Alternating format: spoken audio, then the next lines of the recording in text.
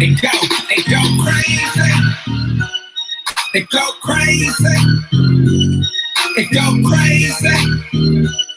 They go crazy. Go crazy. Go crazy.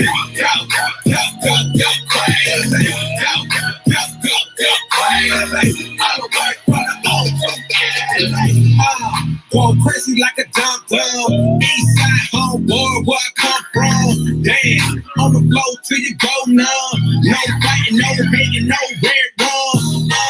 This is OOO City. All the way to the bay, hit the bay, Chevy. Catch a case cause it's beating up your Chevy. Got your moving side to side, getting out sweating. Make it work it out. Turn the volume up loud. This a dry crowd. Make it all shout. Go crazy. All the way from the O to LA. Hit play on the track and I'm ready. Like a quarterback, Tom Brady. Get you all in the friends. Go crazy. Go crazy. Go crazy. All the way from the O to LA. Go crazy. Go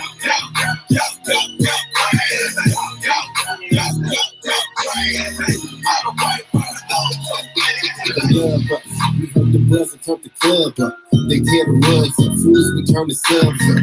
Everybody's hands high like a drug bust. Yeah, I'm from the west, homie. Don't you see the dubs up? Baptize them on the spot, fill the tubs up. I frap nines, stick the flocks, tell them fill the cups up. The show though, original, the type is photo. I go, crazy, yeah, loco, and solo. The coach and loc, I represent the Ocho. Immersing together, put the devil in the choco. Either I leave them on the mat flat out, I squeeze it till they black out, and when they see him tap out, they go crazy. Go crazy. Go crazy. All the way from the O to Go crazy. Go crazy.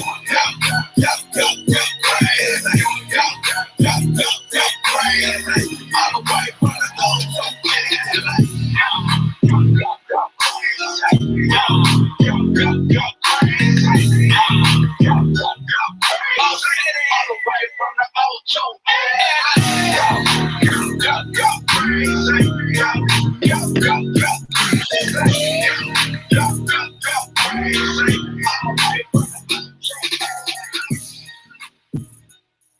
What's up? What's going on, Scoop Nation? It is time for another installment of that good combo that you have come to know and love. It is that time. So come on in the room. You know how we do things around here. Get comfy, get your little drink, put the babies in the room. Tell them go. Tell them close my door. That's what you tell them babies right now. Go put the headphones in and get comfortable because it is time for the show. Okay. So if you are new around here, I hope you feel welcome already. But I'm going to go ahead and get you real comfortable because we don't want no strangers around here at Scoop. Okay.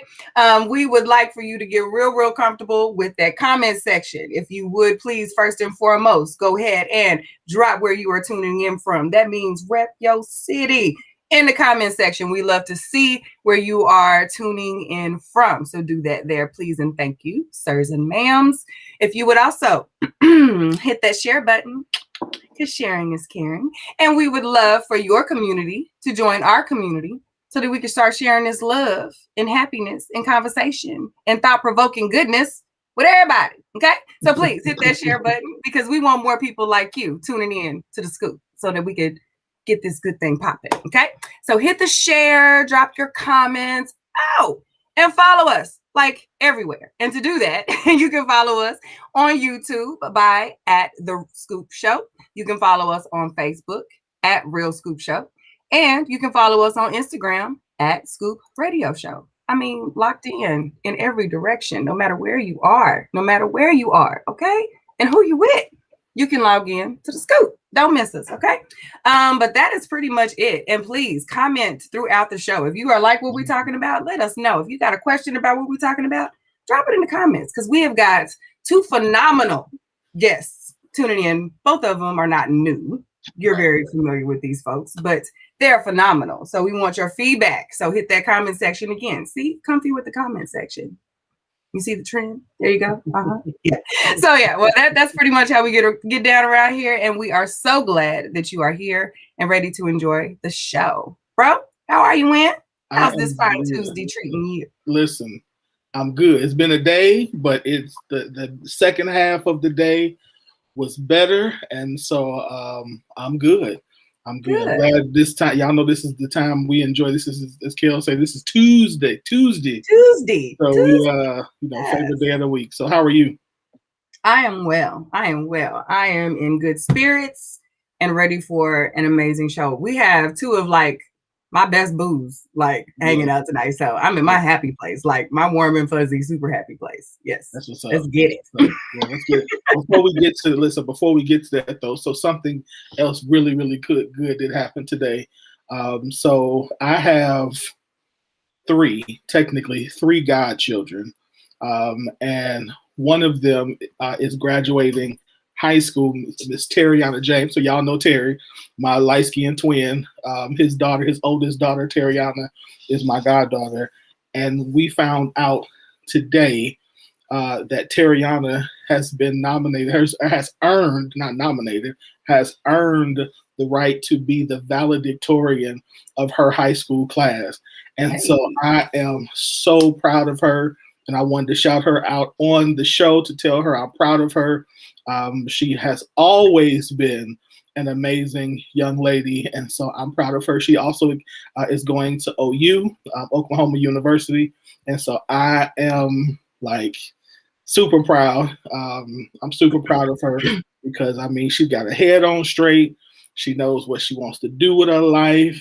She ain't, she's not one silly she is. She is silly, but not silly in terms of funny, silly, Yeah. But but she's got her head on straight. She's just a gift to everybody she knows. So I'm super proud of her for being who she is. And so I just wanted to shout her out on the show. I told her to watch the beginning so she could hear this. So I hope she's hearing this because I'm proud of her. So I just wanted to say that. Congratulations. And so y'all in the comments, y'all keep telling them congratulations with me, because again, this is a huge deal. Neither me or her father were the smartest tools in the toolbox. So to see, I see how you just spread that around, me nor her father. This is clearly a gift from her mom, so not any of us. So congratulations, Terriana. I'm so proud of you. And yes, and so we're gonna keep this rolling. So yeah. Great job, baby girl. That is that good stuff right there. Amazing job to not graduation out of a pandemic. My baby is graduating this year also, so I understand the struggle that these last 2 years specifically these babies have been through, but this year this is the full year that these kids have had to adjust to this way of learning. So to come out, but then to come out on top, sugar pie honey bunch. Congratulations. And the Scoop and all of us wish you very, very well on your journey. Yes, man. That's amazing. Yeah, it's dope. So just want to say that. All right. So let's go ahead and get into this Black History Facts. As you all know, once a month we bring you all the segment of segments. This is this is our Black History Facts by our favorite historian, Miss Jamaica B. Lewis, where she gives us Black history like you don't get Black history anywhere else. So I've got a really good topic tonight.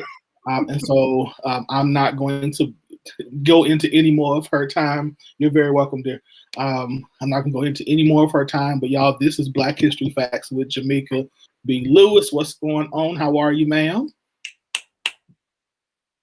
Hold on, I got you muted. Go ahead. Yes. How are you? I'm good. How are y'all? We're good. I like the do. You do the did. Okay. All right. Okay. I'm not here trying to catch. I gotta. No, I'm joking. Trust me, I ain't trying to catch nothing. But thank you. You know, you gotta switch it up every now and then. Yeah, So do your thing. Do your thing. keep it fresh. Keep it fresh. Okay. Well, we ready for you. Yes, ma'am. Very much so. Let's go. That was brief. So brief. Normally we chat for like Listen, 2 you can't minutes. get us all excited about this topic now. We like little kids in the candy store, like Listen, when I was preparing it, I was talking to my coworkers and my colleagues about it, and I was like, y'all, this is gonna be fine. Like, and I know it's not appropriate for like us scholarly people to use slang or whatever, but no, it's gonna be fine. And I promised them that I would give the segment how I told them about it. okay. So, you know, librarian, historian Jamaica, yeah, she's still here. However, Jamaica from Guthrie is going to give y'all this segment because it boils my blood just to even know that this exists. And yeah, so I'm just going to hop on into it. So for our Black History Facts tonight, I want to talk about items that have been stolen from the continent of Africa. Of course, I could never talk about all of the millions of items that have been stolen, but as many of us know, some of these things that we see in these European museums are items that were taken from the continent. And there is a big movement in a lot of African countries to have these items returned as they rightfully should be. It's interesting how you hear different sides of the story. One side is, oh, they were taken, you know, as spoils of war, or, you know, they were quote unquote given or bequeathed or on loan from, you know, previous empires and previous, you know, colonization efforts and all of that. But we're in 2021 and beyond. And in my professional and personal opinion, it's time for these items to go back to their countries of origin.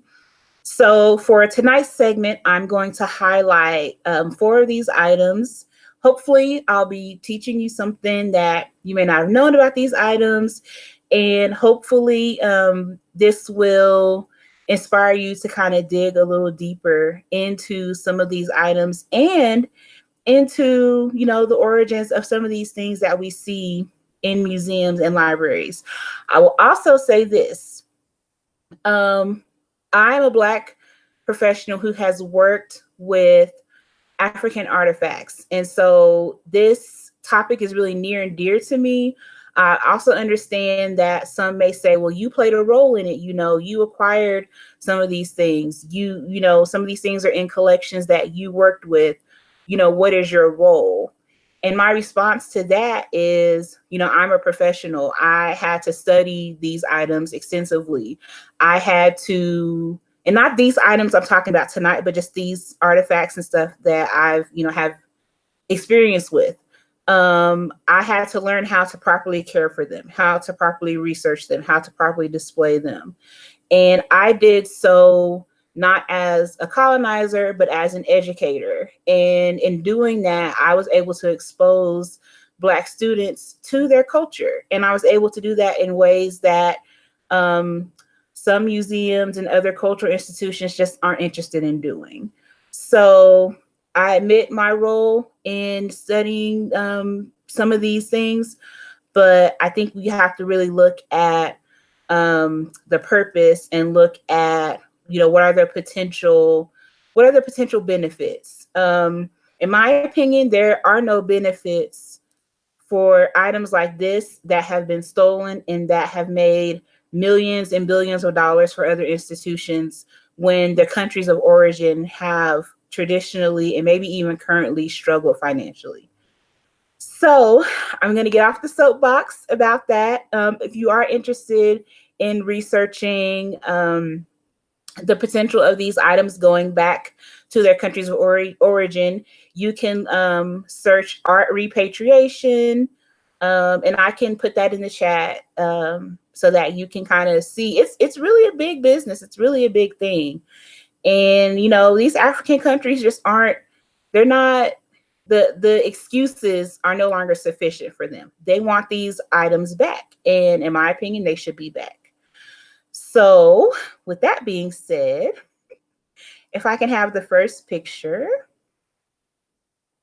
So the first item that I want to talk about is what's known as the Cullinan diamond. It's also known as the Star of Africa. This item has a very interesting origin. So it was discovered in 1905 in a diamond mine in South Africa. The diamond itself was 3,106 carats. Right. It puts any Mariah Carey wedding ring to shame, right? It weighed 1.33 pounds, and it has been known as one of the largest diamonds ever found. So what happened to the Star of Africa? What happened to this diamond? Interesting enough, it was given to Britain's King Edward as a birthday gift from the owner of the mine, who the diamond was named after. Interestingly enough, when they decided to transport the diamond from South Africa to London, they sent a fake diamond and the real diamond, but they had them go opposite routes for delivery because they were afraid that someone would get wind that this diamond was on its way to Britain. And so King Edward arranged, 2 different ships taking 2 different routes in order to have the diamond delivered to him safely. So after the diamond was received, King Edward was like, well, this is nice, but how about we cut it and put it in some other things. So he sent the diamond to Amsterdam, and they cut this diamond into, it was cut into, I believe it was not 9 big stones and then like 100 small stones. And you would think, well, what would they need with, 110 diamonds? Well, I'm glad you asked, because it was from this that the British royal families, the crown jewels, were made from this diamond. And I think I have a second picture that shows that, if I could have that brought up. Okay, so in the second picture, you see the 9 larger stones that diamond was cut into, and then you see pictures of where those stones were placed in the crown jewels. Yeah, and that's pretty much all I can diplomatically say about that.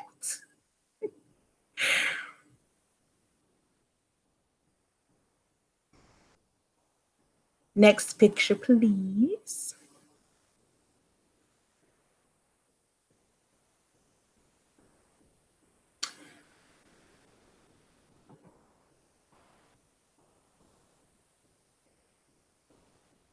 Oh, I agree, Gina. It is absolutely stunning. I mean, the diamond was beautiful. It's just, to me, it's sad that it ended up where it ended up. And as an aside, as many of us know or may not know, Great Britain's wealth has, I don't want to say largely, but it has tremendously benefited from the colonization efforts of different countries and cultures in Africa. And this is just one example of that.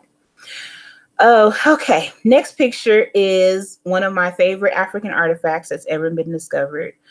This is the bust of Queen Nefertiti. And the reason I chose this picture is I wanted to show how they have Queen Nefertiti's bust displayed at a museum in Berlin. She is just in a room all on her own in a glass case. And she's been there quite a long time. So people ask, how did the bust of an Egyptian queen end up in Berlin? So what happened is that This bust was discovered in 1913, and it was discovered by German archaeologists. And it was discovered upside down, kind of in some rubble. And so when it comes to the Egyptian pyramids, and different burial sites all around Egypt, they are looted quite often. And it seemed like the place where this was found had been looted, but the looters hadn't discovered this bust. And so it wasn't until 1913 when the archaeologists discovered this. And of course, this bust was made by very famous, very well-known kind of sculptor to the pharaohs, Thutmose. And so, as I said before, this is located in a museum in Germany. And of course, Egypt has asked for not only the bust of Nefertiti, but thousands of their treasures, to be sent back. The museum where the bust of Nefertiti is located right now was kind of refurbished or remodeled in 2009. And around that same time, the Egyptian government had reached out to the museum and to the German government and asked that the bust be returned. The museum is like, no. And they give no explanations. They give no reasons. They just say, no, you can't have it back. And so, according to the German government, the archaeologists who discovered and took the bust did so in a legal manner. But I mean, no one can really prove that. And it's not as though Egypt has just recently been asking for this bust back. They started asking for it back in 1925. So this has been a long-standing request that, 10, 11 years after the item was taken to Berlin, that the Egyptian government has been asking for it back. And the museum and the government are saying no. So because of that, that's a big reason that there are tensions even to this day between Egypt and Germany.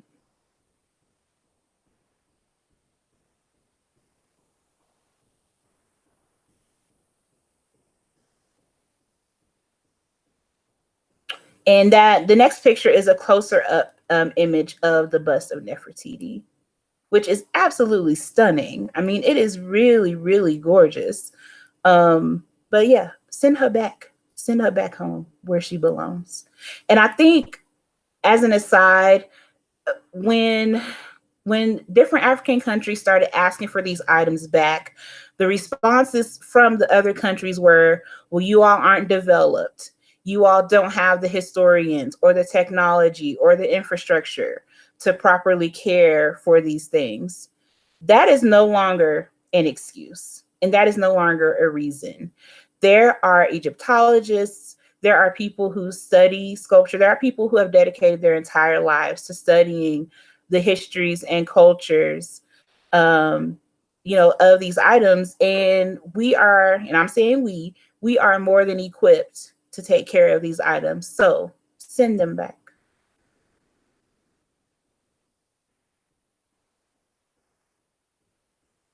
Okay, so up next are some Ethiopian treasures. And I'm hoping I pronounce it right. From the Magdala area of Ethiopia. So these have an interesting backstory as well. There was a big battle between Britain and Ethiopia in 1868.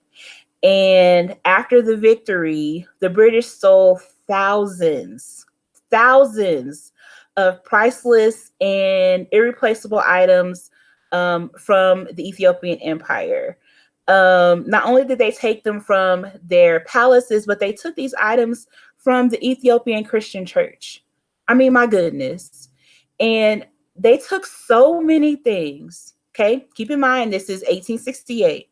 They took so many things that it took reportedly 15 elephants and hundreds of donkeys to transport the items to a nearby town where they were put up for auction.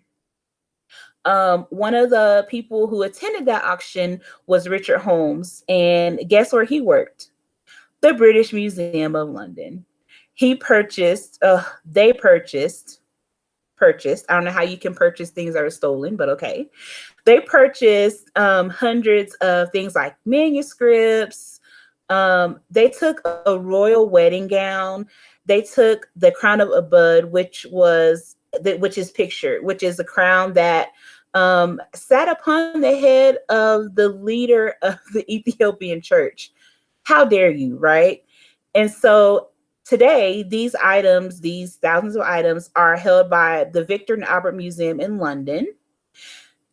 As other countries have done, Ethiopia requested that these items be returned, and the museum said, sure, we'll return them, but we'll give them back to you on a long-term loan.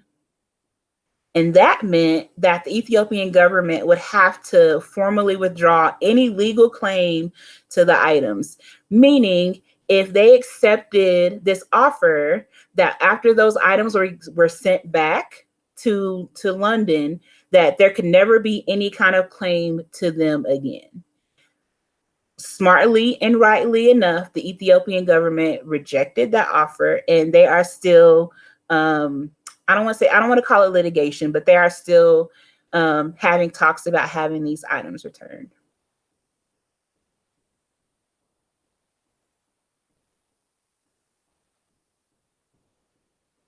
Unbelievable, right? And I'm sorry for the pauses. I'm trying to read the comments in the chat too. So this next picture, also one of my favorites. So this item is a sarcophagus or an Egyptian coffin, and it is a priest who was a representative of an Egyptian god. The priest's name was Njemka, and this is interesting. Okay, this item was purchased by the Met in New York. So the Metropolitan Museum of Art, same people that put on that big fancy gala, big fancy party with the interesting wardrobe or interesting themes every year. It's that Met. So they purchased this. It was around 2011, 2012 when they bought this. They found out, and the Egyptian government proved to them that this item had been stolen from a burial site in Egypt in 2011. And so with that, the sarcophagus was returned. It's really interesting because according to the New York Times, the Met paid like $4 million for this. And keep in mind that as you look at the picture, this sarcophagus is gold. It's pure gold. And the Met paid, around $4 million for it. And when they were asked, well, how, are you going to recoup the money? They really didn't bat an eye. They were like, okay, we'll return it. It's stolen. It's not a big deal. We're going to go ahead and give it back. Because the Met has money. They're going to make money. They have donors out the wazoo. Them returning is, I don't want to say it wasn't a big deal because it was. $4 million is nothing to sneeze at for any organization. But they did return this item to Egypt. So to me, that just shows that institutions, it's possible.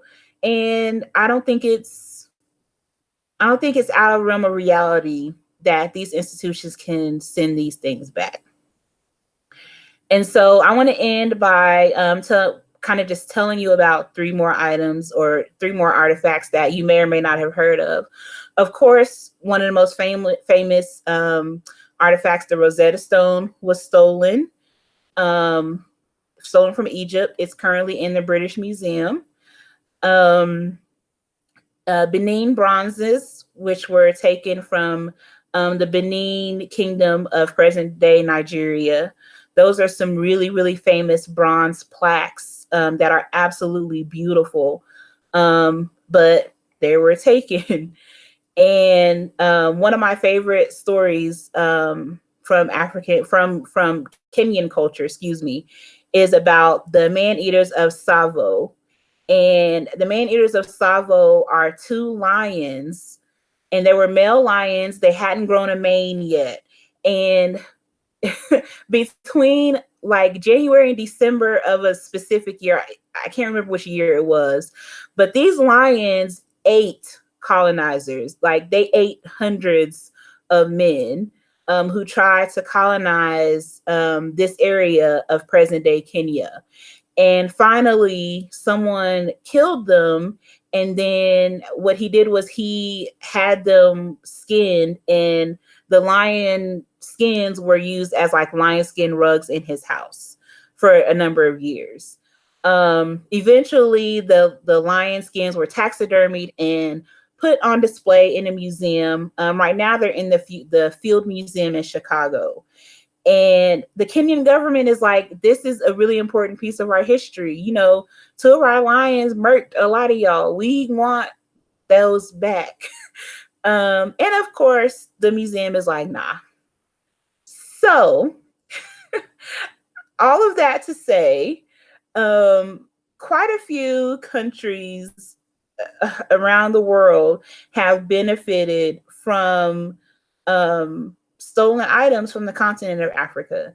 And in my opinion, it is time for these things to go back to their places of origin.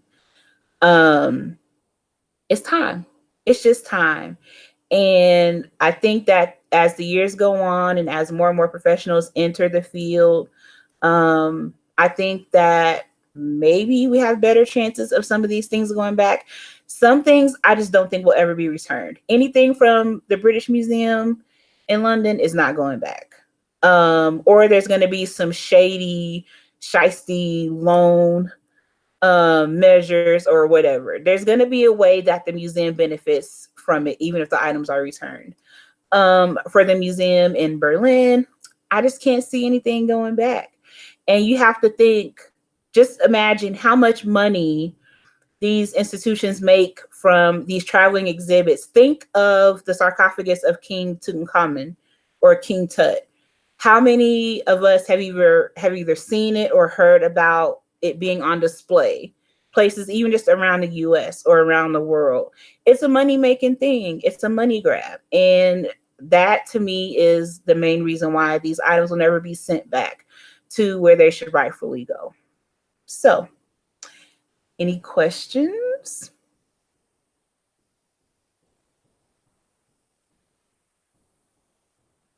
Girl. Listen, I've gone from to like, this gives a whole new level of understanding to the scenes in Black Panther with Killmonger in that museum. You know, we thought it was some like everybody knew that there was some truth to it, but the way in which he delivered those lines were very important now. You know what I mean? Like with knowing this history, I'm like, are you kidding me? And I'm sorry, my mind is blown. 2011, shout out to the Met for doing the right thing and sending it back and being like, yeah, it's stolen. Who wants to do stolen history? You know what I mean? But 2011, like that's crazy. Yeah. Crazy, but not crazy. Like I want to be shocked, but I'm really not. I think it's just the fact that it's so fresh. Like what? But I'm really not. Stranger things have happened. That's crazy. Every day. Yep. It's crazy. Yeah. You would be horrified at how much places in Egypt, like the pyramids at Giza, like the ruins of Alexandria, just all these places are looted by Egyptians. And that's a whole other segment for a whole other day. But these items are taken out of the resting places and sold for little to nothing, when they could be given to museums. There are beautiful and amazing museums and cultural centers in Egypt where these items should be housed. But for the sake of a few dollars, you'd rather sell them to colonizers and thus betray your own history. I mean, it's disrespectful, it's distasteful, it's just it's baffling to me. Ghetto. It is. And like I said, in the beginning of the segment, I can own the fact that I've had my hands on artifacts from the 13th, 14th, 15th, 16th, 17th century. I can own that. And I can own how we acquired those items. At the same time, we acquired everything legally, number one. We had to do our homework on the provenance or on the origin of these items, as in where our donors got them from. Our donors did get them legally. And I was happy, excited that our donors gave them to an institution that would be able to care for them and properly educate our students on the history and significance of these items. So, I mean, honestly, I would not be opposed to the items that are currently housed at a university that I will not name. That was my former employer. I would not be opposed if those items were returned back to Nigeria, to other places where, you know, they originated. I wouldn't be opposed to that. I think we have many more options these days. You could do digital exhibits of these items that would be just as educational as having the actual items, and then send the items back. That could be 3D done. printing is amazing. Like, It's you amazing. can, like, some of these things you cannot tell the difference. Like you and I mean, yeah, to say this is what it looks like and the original is at its home, and you can still, the history doesn't change because you can't touch it anyway. You can't touch it anyway. Right. Yeah. So put Nefertiti back. Yeah, send this home. Send her home. I got questions in the chat if I can answer them. So Mike is asking, do I believe the African governments would fight over them? No, I don't. And Mike, here's why I say no. Having researched art repatriation and returning items back to countries of origin, all these countries want is their items back. All these countries want is the ability to generate income from these items the way that income has been generated around the world, and they have received zero benefit. Do I think countries will fight over these items? No, I don't. Because they all have their own unique cultures and their own unique items that are special to them. And so there would really be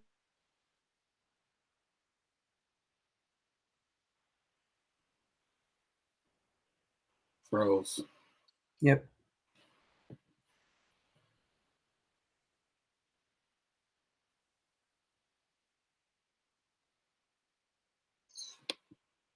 Uh-oh. She's still frozen. We're at 8:40. It's probably time for us to roll on. We're gonna cut that short on behalf of Jamaica. We're gonna have to come back to she's still froze. Yeah. All right. That was good. Very good. Great segment. All right. Yeah, we'll have to finish that conversation. We love you, sis. Sorry we had to cut you. All right, let's jump into these hot topics since it's 8:40. Yep. And then we can decide if we're going to keep them and go on in the second hour or if we want to stop. So, all right, let's jump into this first one. All right. All right. So this is Mr. Jermaine put this, and he says, what are your thoughts? I am blaming Ma'Khia Bryant's entire community for failing her. There were 10 to 15 adults/young adults recording, spectating, and barbarically cheering the fight on.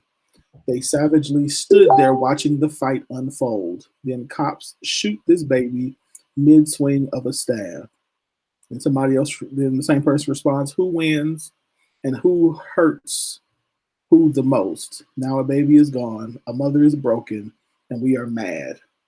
Make it make sense. Everyone who stood there watching and the girls who came to jump her are the ones responsible for Ma'Khia Bryant's murder. All right. Q, what are your thoughts? Oh, I'm going to say in a big way, yes. I have not watched the video. My disclaimer, like I cannot watch any more of these videos. So I have not. I've only heard detailed recounts of what is supposed to have happened in this video, and the fact that she was at the foster home, and you know there were some grown women who showed up as well as teenagers and all that other stuff. And I can say that, yeah, in a good way, someone of a different level of wisdom and experience should have stopped her and somehow tried to intervene in the situation before it escalated to this point. I've also heard the conversation. I've read the conversations from the people who say, you know, by all intents and purposes of the law, you know, it was justified. She was trying to, you know, do harm. And from a police officer's perspective, walking up, it looks like one thing and da. Like, we read the laws all the time, but in the same breath, we bitch about how the laws need to change. So just because it is law, I don't always think it makes it right. And I can say that I have witnessed some of the craziest altercations between teenagers and watched adults diffuse them without harm, injury, death, or police being called. So to say that, oh, there was a knife involved, death is the only answer, seems lazy as hell to me. So like I have a lot of thoughts about this situation, but I do feel that some of the blame does lie with the adults that were in that were involved in that. We have got to start to be able to have a little more discernment, a little better discernment in how we as bystanders behave in these situations. Yeah, because we got to win with George Floyd and the fact that the tape helped. But there's a lot of the times, you know, I don't know. We just have to have better discernment. There's just so much to this. This baby is gone. Like, you know what I mean? Like at the root of it, this baby is gone. She's gone. Right. Yeah, I mean, I'm sure most of you all saw my post on it the day after that, where I said that the police officer did not have to shoot her. And I agree. I still agree with that. Yeah. No. This post, in terms of whether it's blaming the community in general, I somewhat agree with that. And this, you know, again, I think that like, I don't want to use the phrase healthy, but I think it's somewhat normal to like for kids to fight, like fist fight. Is. So I want to say healthy. I don't know if that's the right word I want to use, but to fight but I think knives and parents participating is problematic for me. So yeah, I can agree that there is some blame to go around to the parents, to the adults, to all the other people, to the people who saw her walk out the door with the knife and didn't stop her with the knife in her hand. And, you know, to the foster parents who, you know, to the kid, like, to me, the whole scenario should have been diffused, before police got there. But at the end of the day, as a police officer, yes, to your point, Q, deadly force by police rule. Yeah, deadly force, when a person has a weapon, police are taught to use deadly force in the event to protect themselves and to protect the life of another person. And the young lady, she did have a knife, and she by all means, she was about to stab this other young lady. However, my concern is that just because you see a knife, and you didn't have to do that. Nope. That it said you could do it. It didn't say you had to shoot. It didn't say, you know, to me, it was just like, knife, shoot. Like, you're a human being. So and, you know, again, I get, you know, being in the heat of the battle and all of that stuff. But to me, in the heat of the battle, why would preserving her life, trying to preserve everybody's life, not be the default? Unless you absolutely had to, unless she had a gun and was about to shoot you, that's a totally different scenario. But a knife, you could have jumped at her, You could have tased her. You could have, you know what I mean? Because in my mind, I'm getting out of the car. The first thing I'm saying is, this is a child. Like, and so at that moment, my mind is like, this is a child. This is not a fully grown adult. And yes, she has a knife, but this is a child. So am I really ready to hurt a child? So, and you know, the fact that you called that out, I'm glad that you called that out, because we have to also address how we look at this even after the fact, because how we commentate and discuss these things in public is it only feeds the commentary of those who keep doing this to us. When we say she was big as hell, like y'all see her, she was a linebacker, that was a big chick, she had a whole, like, I've seen like my blood pressure just got high thinking about some of the commentary that I've seen from us in describing what we know is a child. We can't, when it's a child that fits the view of what we want it to be, when it fits the hashtag, say, oh, we can't strip our children of their childhood and their innocence, and our kids are always looked at as adults prior to, and everybody, our little white kids get to be children and our kids got to grow up. But then we're the ones saying she was big as hell. Shit, I won't want to fight her. Shut up and sit down. This was a child. She was 16 years old and she did not have to die. You know what I mean? So like, we have to stop that. I've seen some of the most disgusting comments from us, men and women alike. So I ain't even pointing no fingers at any one person. And if you feel offended, then you're bad. Like, but y'all, if this was you, stop it. And you stop it. Because she was a child. She was 16 years old and she didn't have to die. Oh boy, who went to that riot when his mama dropped him off and he shot and killed people, and people were saying he shot and killed people. He was able to get picked up, go home. They let that boy sleep well and picked him up the very next damn day. Listen, and we say, oh, that's the man. Listen, oh man, see, that's how they do us. That's how they do it. But she couldn't go to sleep that night. We saw people. We saw people climbing up the Capitol wall, and then after they did it, got on TV and talked about how they were upset that they got tear gassed. Yeah.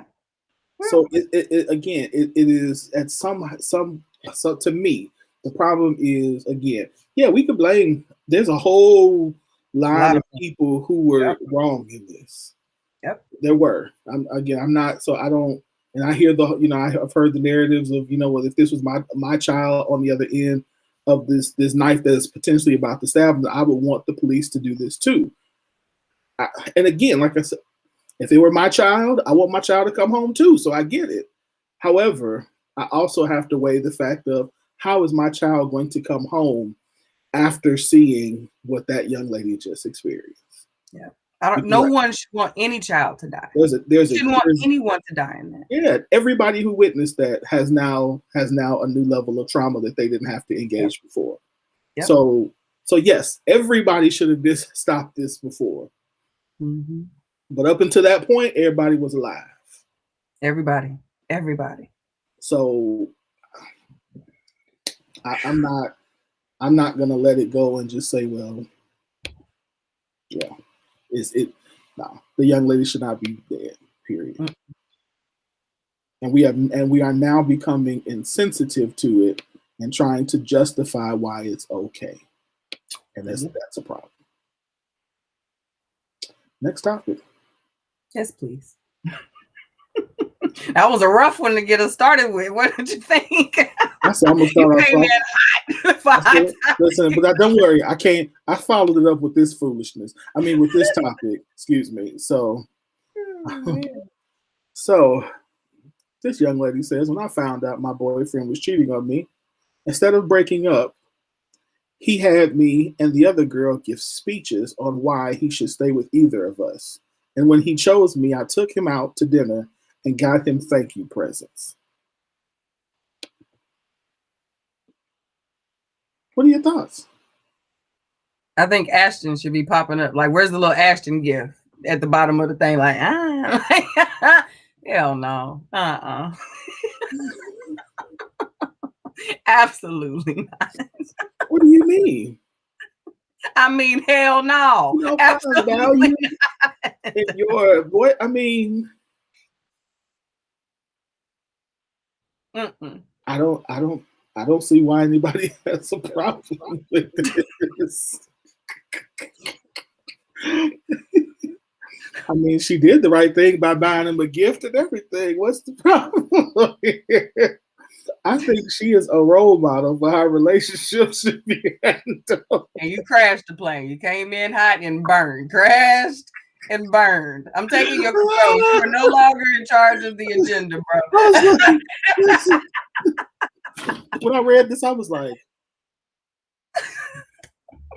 I had to read it again. I'm like, wait, let me read this again. I didn't read that right. I read it like 3 times, like making sure I comprehended exactly what I just read. I was like, you know, this read like one of them memes where they mess up all the words, and it's like your girl went to a grocery store and bought bread and teddy bears and lollipops. Like, that's how I read this.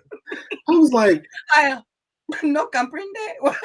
Like, I was reading like, no, that's what she said. She said she gave a poem. She gave a speech and bought him. I'm thinking, wow, I've been doing this relationship thing wrong all this time. Maybe he needs to be. And so has she. Maybe he needs to be the one to write the book and not me, because clearly I'm doing something wrong. What in the Derek Samuels is going on?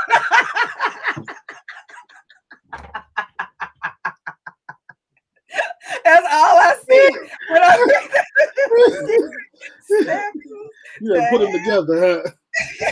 Yeah. Like, Oh God, I don't even think we really have to comment much more on this. No. I was just like, because like I said, next. Like, We ain't got nothing else. I want to say, they got to be young. This got to be some young people stuff too. Our intelligence won't even let us discuss this any further than that. I was like, yeah. All right, Dogecoin. Dogecoin is the new hot. The question I asked was, has anybody invested? And my question on the post, I'm sorry, we still looked at this thing about this other. My question was, are you all invested in, and what do you think? The reason I wanted to bring this topic up is because I see a lot of, especially our people, using this as an opportunity to start investing and getting into the stock market. So Dogecoin is a cryptocurrency, for those who don't know. It is, the current hot cryptocurrency, or one of them that people are investing in. A couple of weeks ago, it was like 3 cents per Dogecoin, so it was really cheap, and so a lot of people were buying, thinking that it would be like the next Bitcoin, really. And so I wonder, again, as a community, is this something you all are investing in? Is it something that? What are your thoughts on? Of course, the money. I have money thoughts about it too. So I'll start with you, Q. So yeah, I have invested. So in this last month or so, I've started playing around in the stock market. Do I know what I'm doing? Absolutely not. I ask questions on a very consistent basis. But I realized that to figure it out, you got to kind of get in there. So this is one of the things, in addition to the things that I'm playing with in the stock market, this is what I felt comfortable playing with as far as cryptocurrency is concerned. One of our longtime viewers, William Trotter, shout out to William, has been in our ears, I know collectively as a group, for quite a while now, telling us to get on this train. So like, I heard him in the back of my brain, and a few of my friends who've been playing around with this for a while started talking about this particular currency. So I started out with, what did I say, 9 shares? I think it was. I spent like $7 or something crazy like that. It was a very small investment. But after watching some of the other videos and watching what's been going on and following posts and stuff, today I actually did go in, and I think I have a total of 59 shares or something like that now. Something like that. Nothing too crazy, but enough for me to feel comfortable, because y'all know me. I'm going to dip my toe in the water, make sure it's comfy type of chick with my coins. But I do feel confident about it because I feel there's enough conversation happening where it won't get away from me. You know what I mean? Like I can stay engaged enough so that I can feel confident in doing it the next time on my own, you know, feel a little more confident about doing it on my own. But yeah, I mean, hey, I can play around with it. Folks have lost way more than I've put in at this point. So I'm good. Yeah. Because Bitcoin got hella commas now. Like that's not even on the wish list. So like had I thought about like if we've been playing around when Bitcoin was in the cents, yeah. So yeah. I got time. So I've always said it, I still think that cryptocurrency is something we have to be very careful of because because cryptocurrency, because it's not regulated there and there's no, like we're starting to see companies use it, but it's not really a wholesale thing that's really being used in terms of internationally. So to answer your question, David and Shanae, or David, excuse me, and Shanae, you can buy on Robinhood. Robinhood is where where you can buy it from. What I have done, I have never up until this one invested in cryptocurrency. However, and this is not advice, let me throw that out there for you. The only reason I invested in this is because at some point, there is going to be a crash at some point. And if there is a crash, the value of your dollar is not going to mean anything. And so I wanted to have something just in case this happens in my lifetime and I need something to start over. So my initial investment to this was $25. So I invested $25 into it, whatever it gets, and just let it be what it's going to be. So that's me. To your point, Q, Bitcoin 10 years ago was where this is. And I think that people need to go in there realizing that if you're expecting Dogecoin to go up to, $50,000, a share like Bitcoin did, then it's probably not going to happen anytime soon. No, you're looking 10 years. So think about it from that perspective. Think about what's the purpose of the investment. Think about what is the length of time you have to invest. Because right now, they're literally just trying to figure out if Dogecoin will get to $1 this year. So if it gets to $1 and you bought it at 10 cents or 5 cents, then depending on how many shares, if you bought it 10 cents, you're talking about 90-cent profit a share. And if you own 60 shares of it, you take 60 times 90 cents, which is what, 54, 69 is 54. So $540, something like that, whatever. And that's your profit. So you made a $540 profit off of $10. Yep. So you just have 87 shares. I had to go look. 87 shares. So you just have to, know. I would say, again, I don't have a problem with people personally. Again, and this is not advice. I think that I don't have a problem with having a little bit of it like I do in your portfolio, just to hedge against the possibility of a crash. Now, again, understand, if a crash happens, if the dollar crashes, that means the system crashes. Yeah. That's like 1922 crash. So Mike says, what about the taxes that come with your capital gains? You pay taxes on, you pay a capital gains tax, yes, when you take money out of the stock market. So if you put it in this year, you don't take anything out this year, you don't pay. It's when you take the money out that you pay capital gains or capital losses. So, which is one of the reasons, if you guys ever look at, you'll see like CEO compensation, and you'll see your CEO got a salary of $600,000, but they got total comp, they got stock options and stocks in that total $20 million. It's because they don't have to pay taxes on that money until they withdraw it. So it's a long-term deferred compensation plan. So there you go. So I'm okay with it. My thing is I appreciate seeing all the work that's being done around it. I appreciate the conversation. The only thing I would say is look into other options as well. I would not make Dogecoin or Bitcoin or any cryptocurrency my full investment portfolio. I say today, and I'm going to say tomorrow, find you some stocks that pay you some dividends. Yeah. And roll with those long term. Dividend yielding stocks are on point. So that's my opinion. That was advice. That was money It's mentor. not advice. So No, that you stocks and stay with them. The good ones, the dividends that can't be good advice. That's not good advice.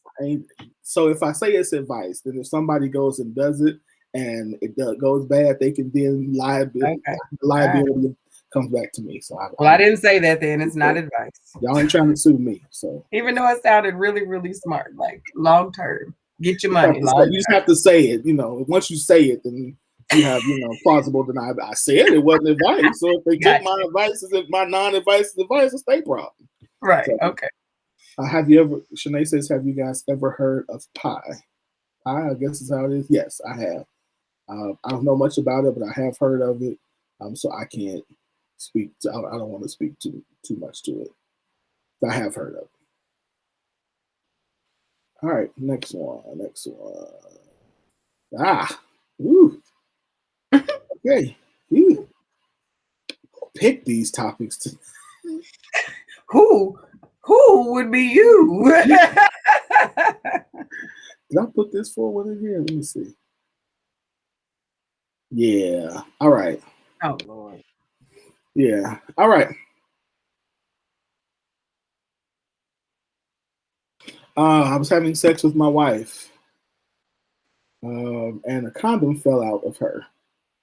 We don't use condoms. I don't want a divorce. We have 4 kids, and I am not trying to pay child support, nor am I trying to be an every other weekend dad. She's clearly cheating, even if she says she's not. Even if she says she doesn't know how the condom got in there. My wife makes a lot more money than me. She's a family law attorney, and I love the lifestyle she provides. I don't want to lose the kids or our lifestyle, but I'm tired of feeling like a second-class citizen in my own marriage. How do I maneuver through this and still keep my peace?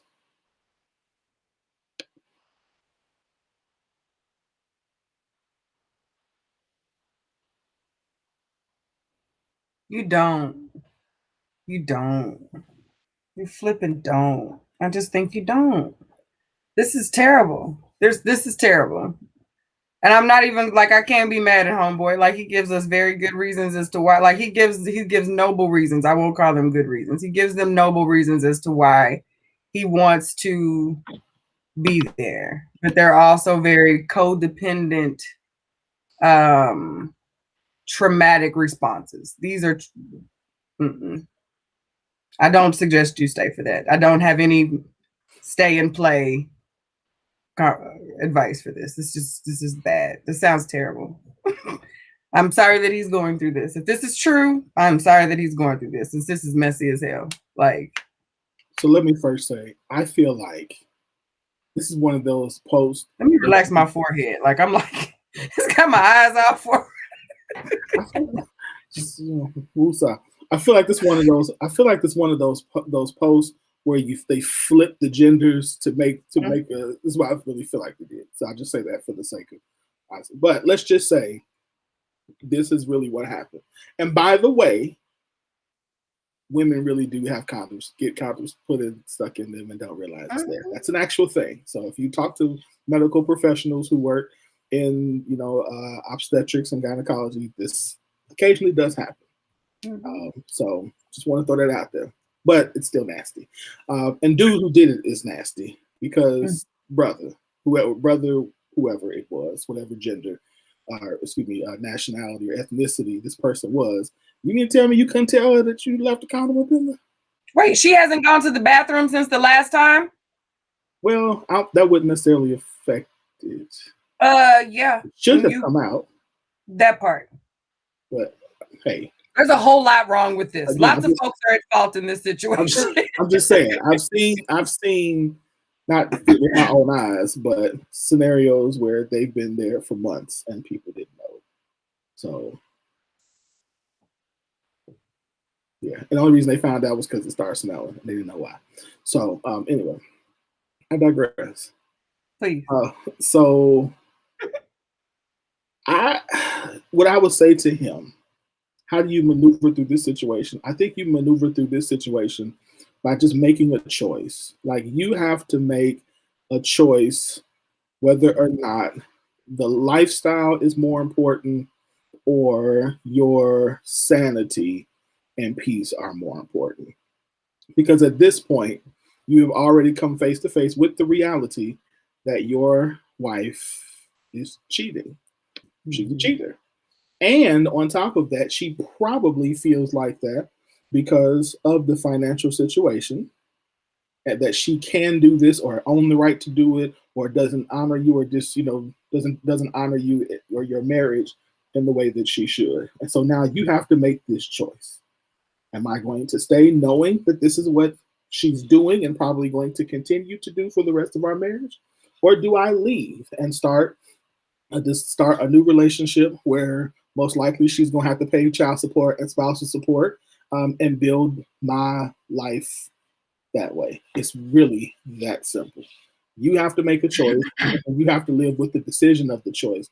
But it's either going to be your peace and your sanity, or knowing your wife. Yeah. At the bare minimum, David. The very least she could do. Bare minimum, David. Yeah, she could. But I mean, he knows the problem. The problem is the condom is just the fact of is now just proof of what he already knew. He already knew she was cheating. The condom just says, you definitely, now we have proof that you're doing it. So it's like it's like the going through the phone. You see the text messages, and you know what I mean? Like most ladies will do that and be like, oh, I found it.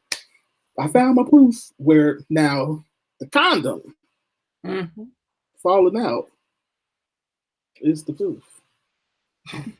Sorry. This face. Sorry. So he just has to determine whether or not what he wants, which is more important to him. If it's the lifestyle, stay and deal with it. I would say that, and if it's not, but then, if you're going to stay, you can't raise hell about it. What we always say, let her cheat in peace.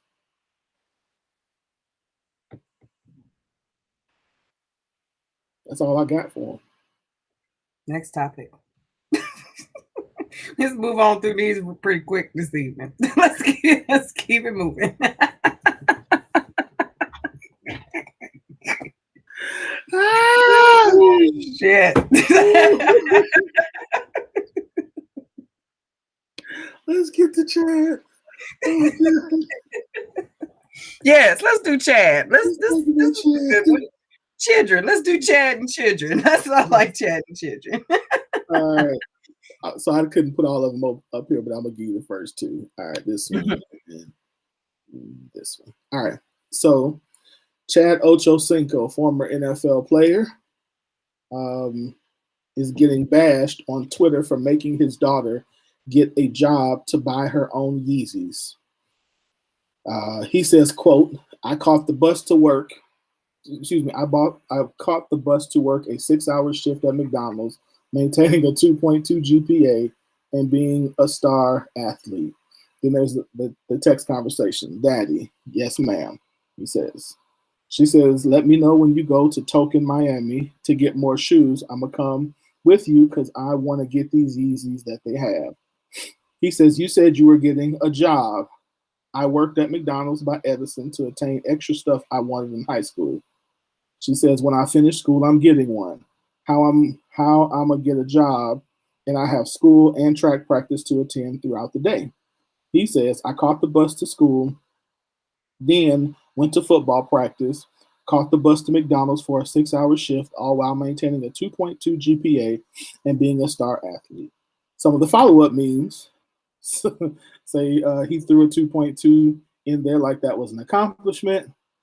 Another person says, how you get some money but want your kids to be working like they're broke. This is why we aren't growing.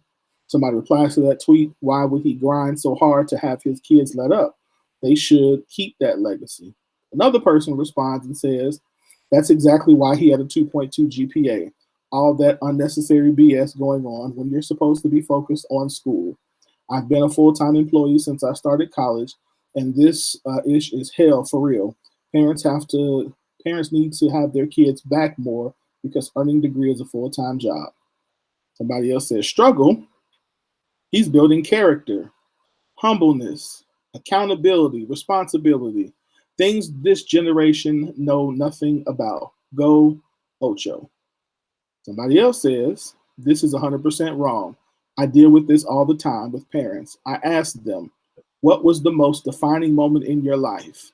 They name a challenge. I say, let your kid experience that. And they say, no, I'm trying to protect them from that, yet they expect their kids to resemble them. Somebody asks, are they even allowed to play sports if you have a 2.2 GPA? Somebody says, yes, all you need is a C average, 2.0, is pretty much a C. All that mattered was eligibility. And last one says, I don't know what everybody's complaining about. I graduated high school in 2 years, varsity athlete, 3.0 GPA, and I worked as a waitress. My family is rich. My kids also work at age 16. Cold day in hell before I pay that type of money for sneakers. They want him, I guess them, get a job. Cute. So, I didn't comment on this post because I was hoping we'd talk about this tonight. I honestly have very mixed feelings about this conversation, not just for millionaires, but for regular old parents and children. So background, I graduated. I started working at 15. My family has a family business that I worked in from way before I was 15. At 15, I got my first job, and I feel like every year after that, I added a job. When I graduated, I had 3 jobs and a 3.8 grade point average.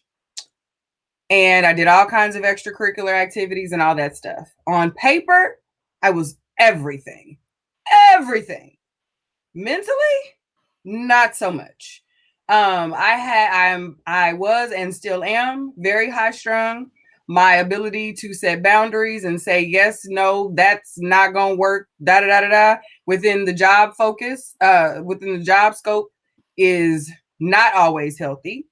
The ability to be burned out earlier, faster, harder, and to a deeper degree is a lot heavier for those of us, because there's quite a few of us in our generation who have already worked ourselves to damn death.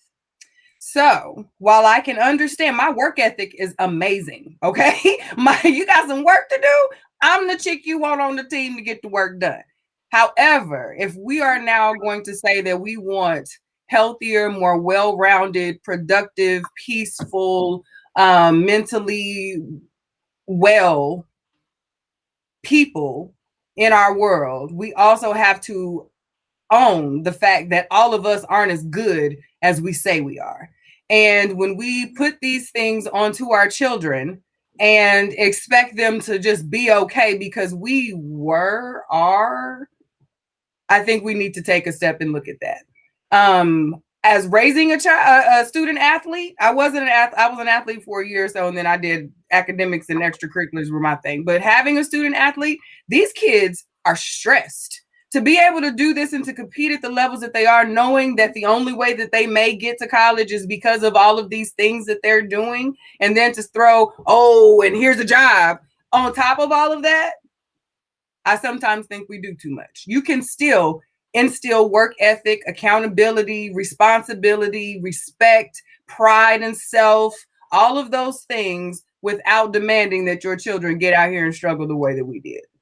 And I think that we have to actually pick that up a little bit and show them a different way. It may cause us to be out of the box. We might have to get out of the box for some things to be able to create these lessons and show these lessons. But I think that in a lot of ways, we are creating the same monsters that we are in therapy trying to hide it, put back in the closet.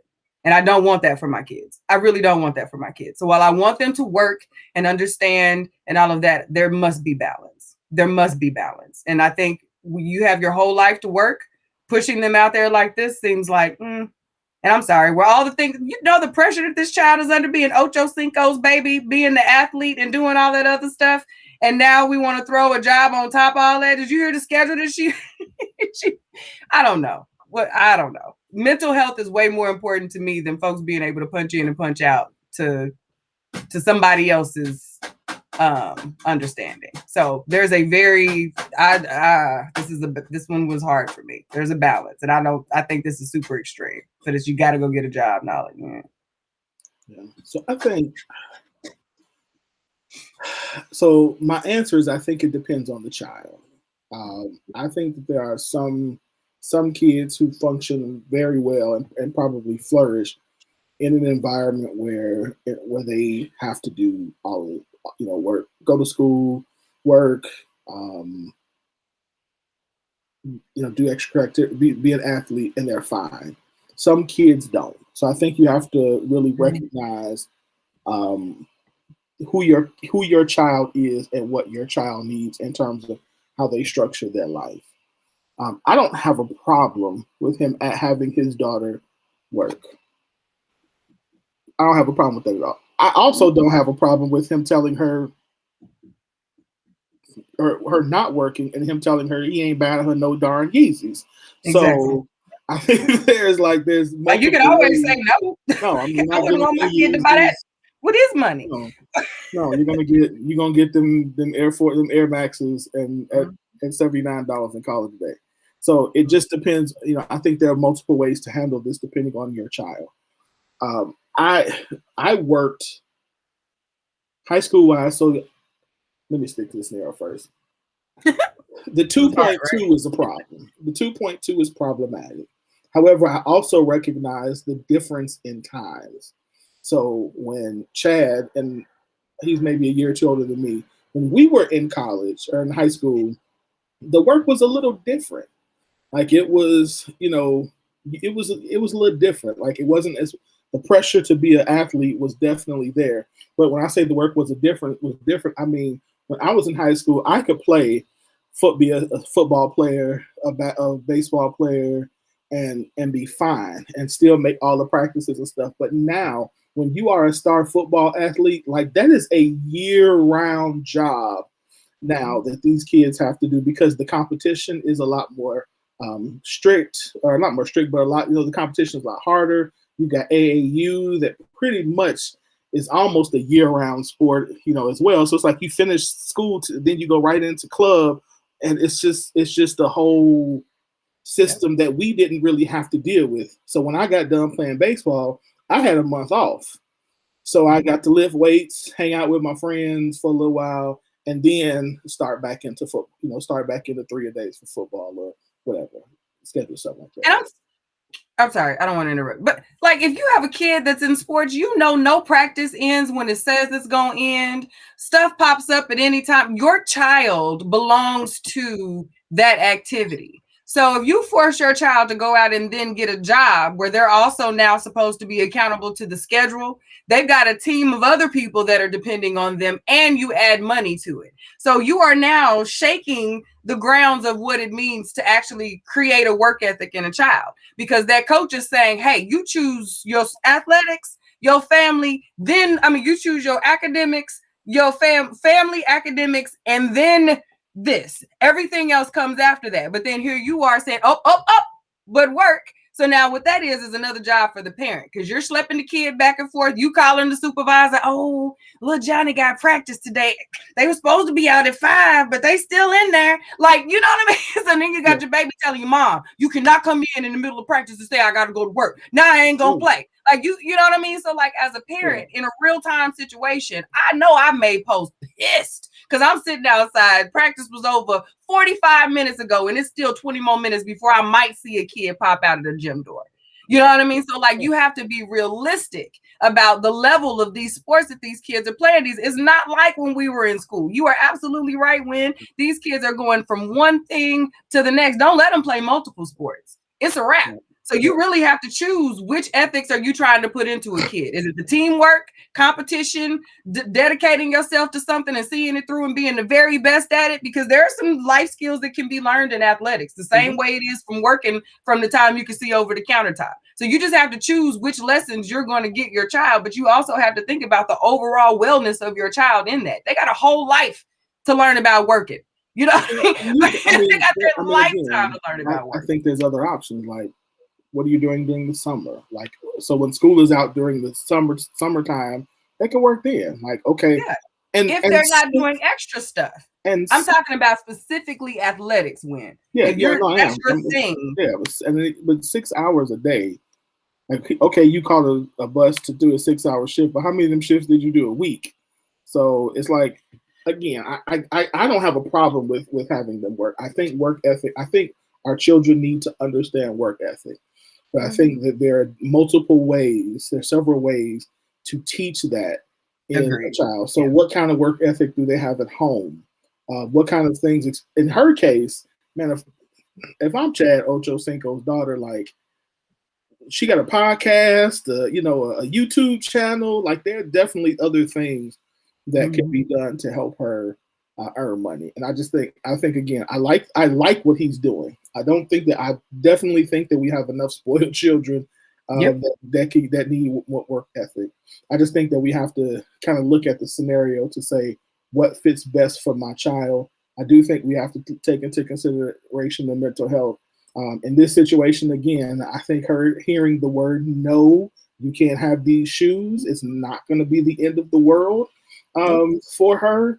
And so if we're trying, so on the one hand, like, we're trying to teach responsibility, but fiscal responsibility is also saying that there are certain things you can't buy because they are outside of your financial level. So if that's what you really want to teach is responsibility and accountability, you could do it that way too. So a no would have been just fine. Yeah, that could have been all it was necessary. No, you don't need those shoes. No.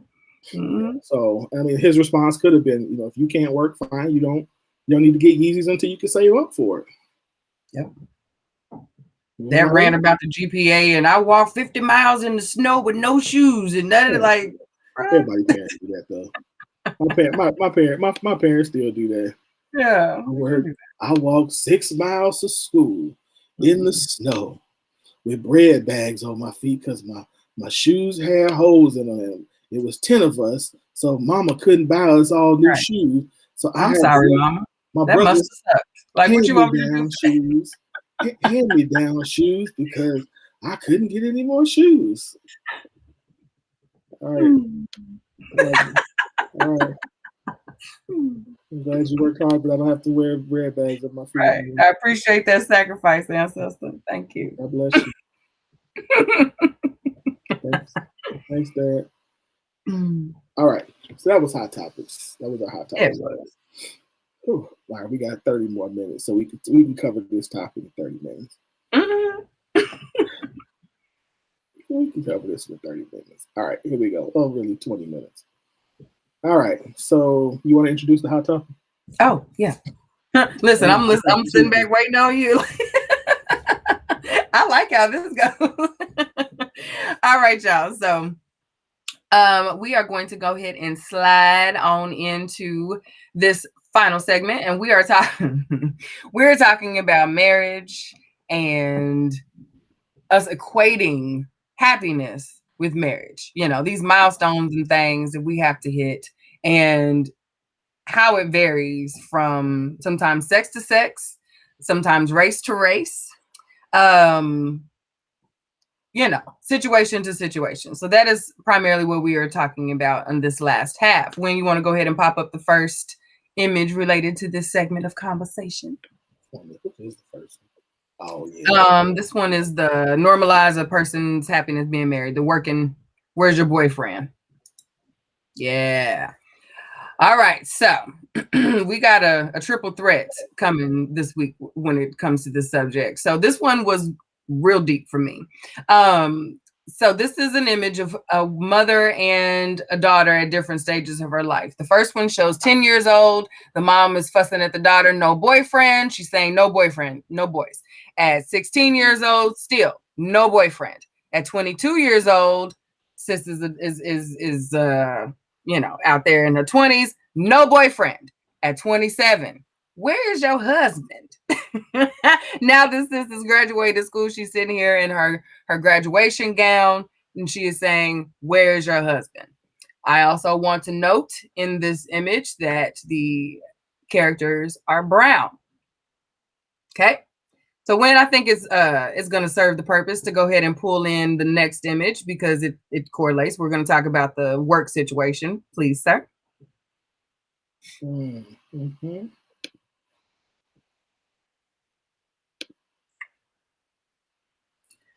All right, Miss Prosecco Princess, I love that name, says at work, the white girls are usually always married by 25-ish, and Black women are pushing 30 or 30 plus, still trying to tie down a monogamous relationship. I don't know if it's a cultural thing, but it's a problem. And let's go ahead and slide it on home with the one that rose all the eyebrows and got the people in an uproar a few days ago. Yes. Yeah. Oh no, this one. Oh, and the one about the can't keep a man. Oh, there's 4. There's more. All right, Jermaine hit us with. I heard some women on a podcast say money and gifts help speed up the process to having sex. How true is this statement to you? One more. we got a lot on this one. Yes, but it makes the sense in the whole conversation. So we're going to have to get us with this last one. I hope y'all marinating. There's a Rolodex of conversations to have on this one. Where did it go? Why women with the ish together? There it is. All right. Found this one in another group, and I'm the one that shared it to the group. Why women with they ish together never can keep a man. All right. So, as you can see, there's a lot of expectations, stipulations, questions surrounding the next level of this here stage of life. Going to take it back to the very first meme where we're going to talk and where the mom and the daughter were going through the stages of Lil Mama's growth and how this conversation shifts specifically for women. Because all of these conversations, if you didn't notice, were kind of geared towards women and the getting of the married. And it's interesting how we have these conversations and we often say that women are supposed to wait on the men. But we see in these conversations how this tends to push towards the women taking action or being available, prepared for.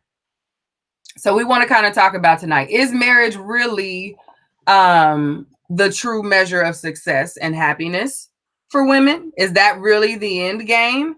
And if that is the end game, like how hard is it for us to really get that with the conversations that we're having as far in comparison to women of similar ages, education, status? They're not having the same outcomes as Black women in these same circumstances. Let's chat about it. Wynn, from a man's perspective, what do you think about this subject? How did you view this conversation? Yeah, so I viewed this actually very. I was at first I was shocked. So Sinead just put in the post in the comments that white women go to. She was told that white women go to college to get a husband and Black women go to graduate. I've heard that before.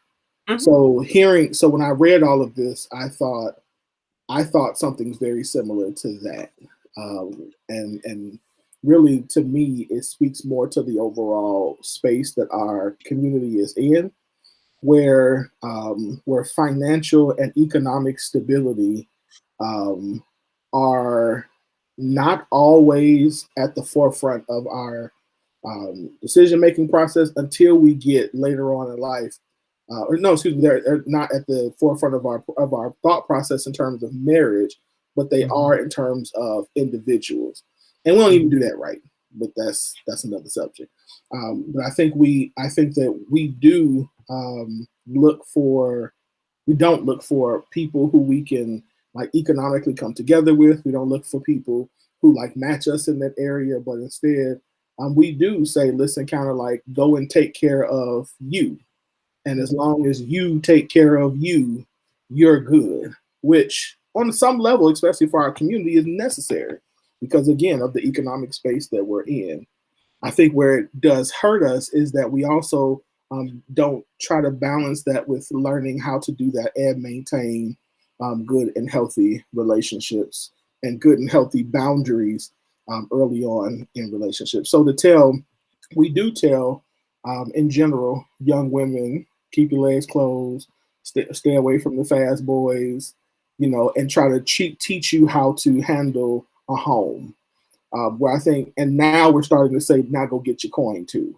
Whereas with young men, I think in general, we teach young men more so how to go get your coin and find you a woman that can help you take care of your home. So I think there's an imbalance in terms of how we're teaching and what we're teaching, instead of saying, listen, let's everybody learn how to be really good, productive citizens and take care of themselves and take care of their own home and find you someone, whether it be in college, whether it be in high school, but date appropriately based upon where you are. And then if you find that person, then we can move towards talking about marriage. I don't think we do that well. I think it's just, either go to high school, go to college, get married. And it's not working. So it's interesting that you just mentioned something that I'm very glad that you did. You mentioned dating appropriately. And I think for a while we have honestly been dating inappropriately to a certain degree. We've been dating out of survival, there's some guilt associated with it. There's some I don't know if guilt is the right word. Responsibility. There's not guilt. There's responsibility. There's a feeling of I owe this to the community in some respects that has taken place, especially if for a lot of women who are the hope of the communities, the families, the first, those types of things. So when you mentioned dating appropriately, do you think that we are in a space of pushback when people, women, and men, honestly, are beginning to say, I need to right size who I'm in relationships with. Like, I've been doing this wrong, and going forward, I need to be more appropriate in who I'm aligning myself with romantically. Do you think that's something that we are more accepting of as a community, or is that part of the issue that we saw towards the end of this kind of conversation? We've kind of put ourselves in a position where it's hard to course correct in this regard. I think it depends on, honestly, I think it depends on the generation that you're talking to. Because I think that our predecessors they saw marriage as the ultimate means of stability. Right. And so, whereas I think now, younger than us, like the latter age, my age group, your age group, and younger are saying, no, stability looks different. Stability looks finite. It looks like I'm enjoying my life, and then I can add marriage to it. Not I'm gonna find someone and then be fully happy. So I think that if you're talking to somebody younger, they get it, agree. If you're talking to someone who's older, because their mindset, and I'm making general statements for anybody who might be like, I'm general statements that I think that that's kind of the difference. And there are some statistics that agree with some of our elders. There are statistics that say that men who get married live longer, that you do make the financial wealth and economics are better for married couples. That's all true. However, there's no measurements to happiness and peace and all that kind of good stuff. So I think it's starting to become acceptable, but I think that now we're getting to a place where we're encouraging people also to wait a little bit longer. Right? Like we're okay with saying, like with that first one, the second one, that it's okay to be 30 and not Right. married. Whereas in our age group and before, before it was the farther you get from college, girl, the harder it is going to be for you to get a man. Mhm. And so, we've talked about this before, or as a man, if you don't, the longer you wait to get in college or out of college to get married, the more of a hoe you're going to be, and you ain't going to ever get married because you're going to be used to being out there sleeping with everything. So again, I think it just depends on what generation you talk to. Yeah. Yeah. And there is a crossover that's happening because they're kind of in that limbo space where it seems like sorry, I don't want to miss this comment. These comments real quick. Shanae says women with their ish together have trouble because a lot of men aren't on women's levels financially because they weren't pushed as hard as girls coming up. She also says yes, because look at where white women go to find their appropriate mate. Black women date who we love. White women date who will make a good husband and learn to love him later. I can definitely see there's some truth to that. And I think other cultures do that as well. It's not just white women. Other cultures where status matters, who you are, your family name, those types of things, where those cultures where that matters. Yeah, love is very last on the list. I think I think we do that too. I do think that in our culture we still look for status. I think the problem is we just ain't got none of it. Yeah. If we could, we would, right. Right. Like we don't have it because my experience was mothers coming up to me going, I want my daughter to, and I'm like in 7th, 8th grade. Oh yeah, right. You're gonna be good for my daughter because they see it. Yeah. You're gonna be somebody. I see your daddy. I see your mama do.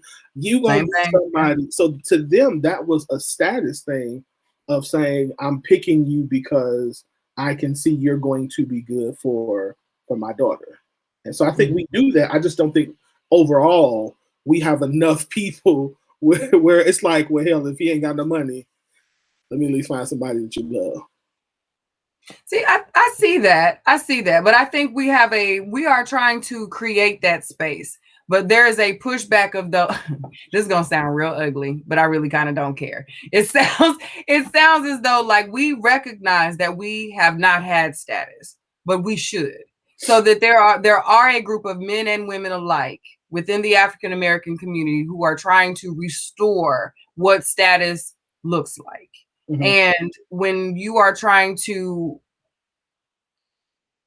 say that, be in that space, say, you know what, even if I'm not A1, A++, I'm en route and I would rather associate with folks that are also en route. Mm-hmm. We have to own the fact that we're not allowing that to happen the way that we should. We're not seeing the big picture here when we talk about it like this, because for every one woman who stands up and says, you know what, this is whole high quality conversation. What is it? High value conversation that we've been talking about. Like the presentation is ugly, but at the root of it, you have to see that there is some basis there. Because, you know, from the very beginning, I've not really disagreed with the root of the message. It's how the message is being shared. Yes. So like we have to say, if a person recognizes that I am not no Reggie type of whatever, you know what I mean? I should have, I deserve, I desire, and I meet the bar to be able to receive the same. Then there's always, there are those who will say, nah, see, that's the problem. You get a little something and then you don't want to be able to be with the rest of the people. You're damn right. I don't want to always be with the rest of the people. When it comes down to there's a difference in community service and having a good time. And you can't do community service all the time with the same folks that you're trying to have a good time with. Everybody can't go. And I think we don't really have that conversation. We just expect everyone to be lumped in to all of the good stuff. You know what I'm saying? Everyone that you should want the good stuff. Mm-hmm. However, everybody ain't gonna get the good stuff, but we don't allow that space to happen. We then want to make people feel smaller and push them down. And I've seen this, especially when it comes to women. We want our men to be boosted and become those folks. And the women are supposed to wait for the men to bring us along. But when the women say, I'm good on that. I'd rather just make my space and hold it. I know I can hold my own space pretty strong. Then as I see, that's the problem. That's why our families is falling. That's why our communities is falling. I think a winner is a winner, no matter what the genitalia is. I think a winner is a winner. You know what I mean? I think that. So I think the overall. You said a lot that I want to. I'm sorry. No. You said a lot that I want to address, but I'm trying to feel. Okay, so I agree that a winner is a winner. I think the pushback is. So I think we've been doing. I think that's where the whole potential thing comes in. Where we see a lot of people who are like dating for potential at a certain age, and then it doesn't happen until now. So that's why I think we're saying, okay, it's okay to wait a little bit and then do it. In terms of the woman aspect, I think I don't think the issue is that women are making it and holding their space and not wanting to date men who are not there. I think the problem is that well, let me not say that because that's not true. Nope, I'm not gonna say that. I think the bigger issue is that we have again minimized what making it is based upon one part of the equation. And so I do think that you have to be financially compatible. But I also think that financial capacity and compatibility, and when a person reaches that financial compatibility and capacity, has to be examined as well. So what do I mean? What I mean is that most people in general don't start making really good money until a certain age. And typically for men, that age is later than women. So now we're still saying, as a woman, how do you navigate this space and still be a mate or get a mate if you want a mate, which is the thing. Like, do you really want one? And so I think for me, it is getting to the place where it is okay to say that you don't have to have a mate in order to be making it. But if you choose to, I think that you just have to understand that financial compatibility is only a certain part of the entire piece of that equation that should let us know if a person is someone who we should be with. I also think that another problem is you have to figure out the dynamics, if your dynamics are compatible. Right. By dynamics, I mean that there are some men that are perfectly okay with their woman making, like in the previous example, making that much money, more money than them because they like the lifestyle.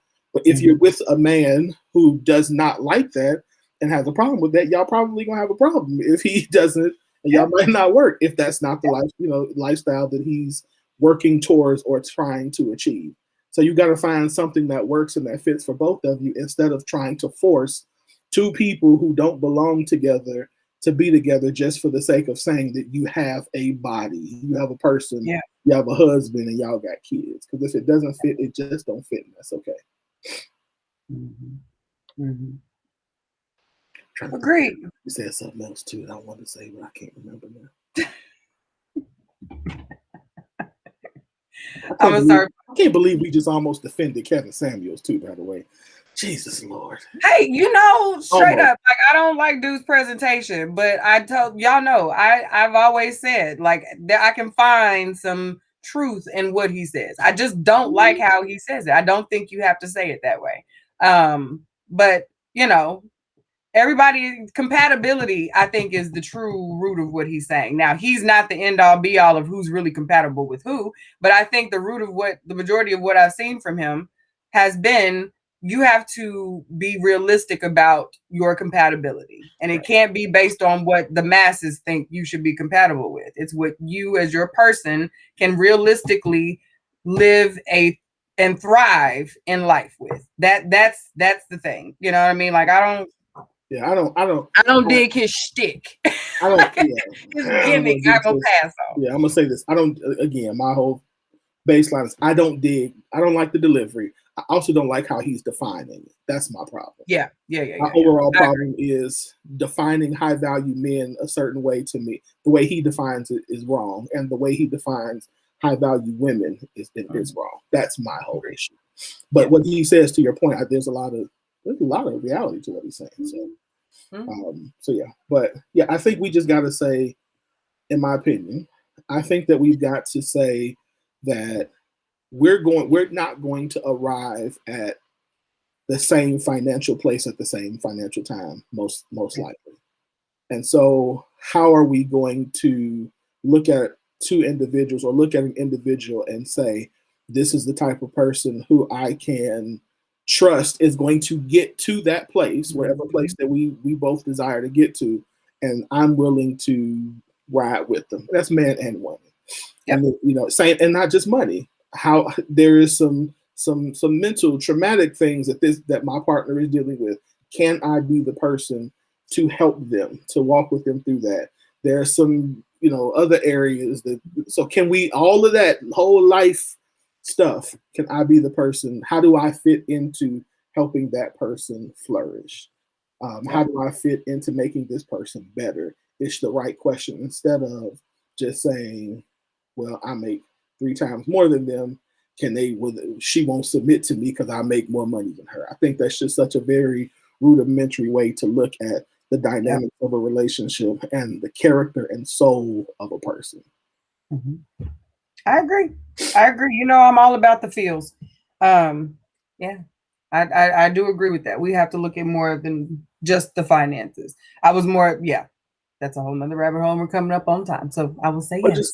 Or just whether or not you should get married, period. Yep. Like, again, there's nothing wrong with never getting married. Right.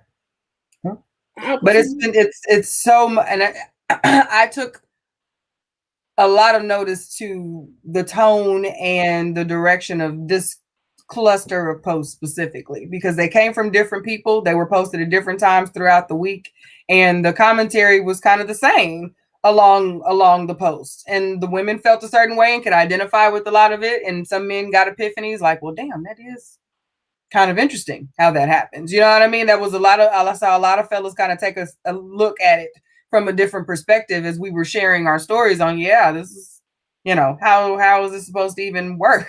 How does this even work because our trajectories don't start out the same. They don't end up the same. Our whole why is different.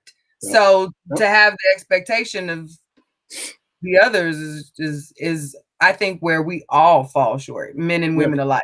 Like, expecting it to happen the same way that it happens for everyone else, knowing the difference in the race is I also naive for us. I think that to the where's your boyfriend one of the things that I think we have to re-examine again how we appropriately and when we want to introduce this whole thing of dating to our children, because again to tell a person, a woman, man, not to enter that space until they're an adult or college or even, let's be honest, even high school, like, you're behind. Like, I just want to throw that out there. That makes us behind when we do that. And again, I'm not suggesting that we let our kids go out on full-fledged dates in 7th grade, but I'm saying, but the idea of having healthy relationships with the opposite gender is something that we have to enter into at a very early age. Like, how do we have those conversations? How do we let our sons know really what the long term, and maybe you're not talking about, again, you're not talking specifically about marriage at 13, but there has to be something like some lessons taught that are leading you to, hey, those lessons I taught you at 13, I was teaching you those, so when so you can understand the right type of woman for you, the right temperament of woman, the right temperament of the right man for you, and how to respect a woman, how to respect and honor a man, so that when you do find someone that you want to spend the rest of your life with, you now are prepared to treat them well, instead of trying to figure it out at 16, at 19. We focus too much on dating and not enough on relating. We just keep everyone separate from each other until it's comfortable for us. Like, we feel comfortable having the conversation, and now it's now figure it out. In the height of hormones and confidence levels being crazy, puberty, I'm looking at what these people are doing. None of us know what we're doing, but I'm watching all of these other influences figure it out in the process and go. You know what I mean? So like we have not, this we is minimizing it. Like as a collective of parents have not done this smartly. Like we don't teach relating. You need to know what it means when a boy says this.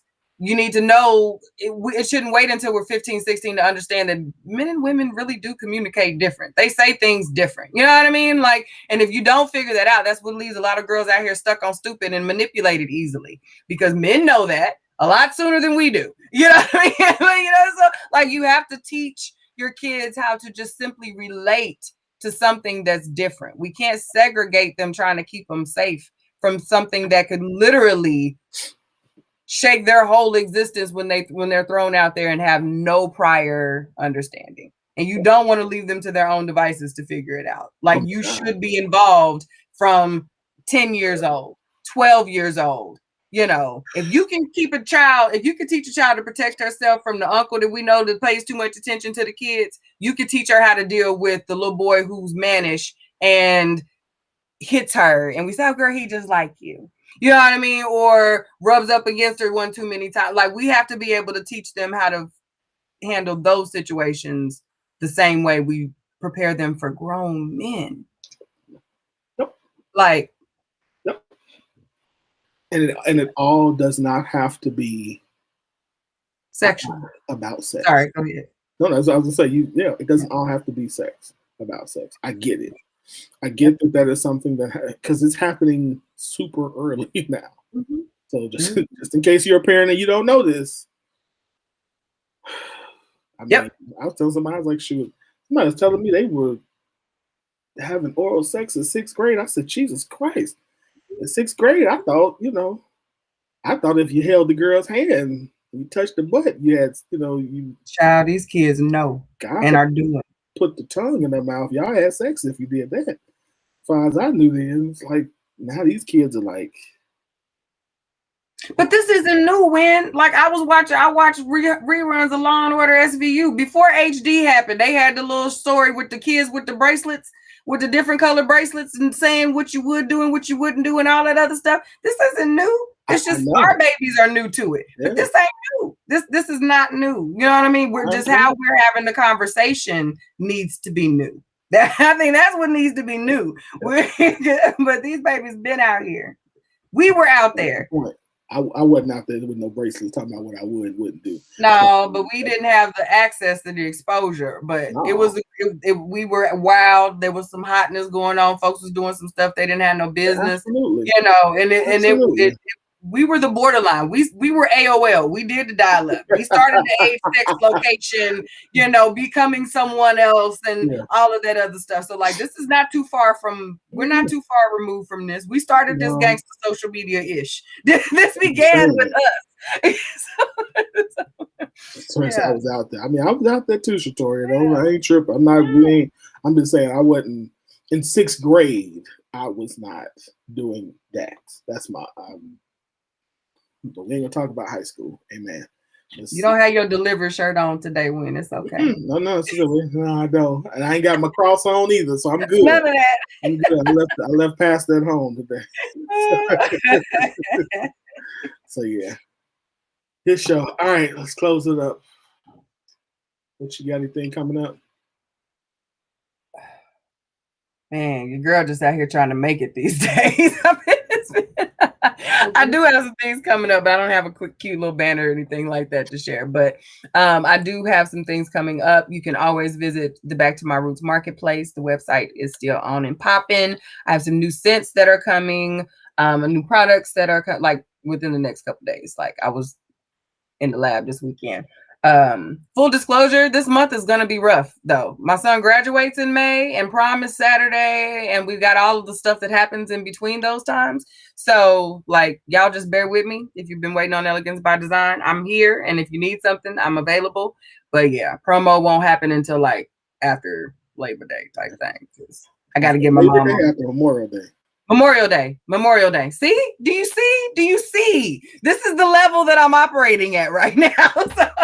That's September. That should nutshell my current right here space. Okay, September, man. Wait, hold on. Wait, you got to go to September because I'm running low. So I don't even that know. that date, the one that's coming up. I'm running low. The next Hold one. That's what the next one is. on. All right. All right. What do I got? Oh, of course, this Friday, y'all. It's Friday. If you have not, it's hot in here. Me too. You see, I got my envelope. Like, I don't know if it was that subject. Well, I had or the air on. It's 80 degrees here. I had the air on today. I turned it off, and apparently I shouldn't have. This Friday, y'all, we're having our second virtual relationship forum. So y'all join me at 9:00 Eastern time. Y'all, if you have not registered, it's free. It's fun, y'all. It is a ton of fun where we laugh and act crazy together. So go to my page and register. The link is in there as well, and submit your questions. Y'all come and have fun with us on this Friday. Again, 9:00 from 9 to 11 p.m. Eastern Standard Time. So 8 to 10 if you're Central Standard Time. It's just fun. It's adult conversation. It's just a lot of fun. You ain't gotta leave your house. So yeah. So come on. If you like this, that'll be perfect. You'll fit right in. If you like this is tame compared to last time. The last month, I was like, oh, this is what y'all want to talk about. Okay, all right. So I told you, yes, some been in the house for a year. They've been in the house. They're ready to get it in. It's ready to chat. Clearly. And then, of course, if you have not picked up my new book, yeah, Shatori, you could be in the bed, right? Shatori was in the bed last time. Hey, that's right. he's that way sometimes. I forgot about that. And yeah, it was fun. It was fun. But yeah, pre-order a copy of my book, Surviving Relationship Storms. Today, you can go to the bit.ly/Blue Storms. This book is about how to prepare for a storm, the inevitable storms that relationships go through, how to prepare for it, how to get through it, and then how to thrive outside of the storm or after the storm. So get it. Good. It's a good book. It's a needed resource and tool for any single person who wants to be in a relationship, any person who is any couple who are in one currently. So definitely get your copy now. And for those who ordered this weekend, we had a pretty good weekend with our 2 for 30 special. Thank you very much for purchasing. Thank you for everybody who's purchased anyway. I definitely appreciate it. But get the book, Surviving Relationship Storms, and we will definitely, you'll definitely like it. So. All right, you got anything else? Mm-mm. I'm done for, and I'm sleepy. I done went through all the emotions tonight. Started out happy and got my blood pressure up, then started to sweat. Listen, it's been real, y'all.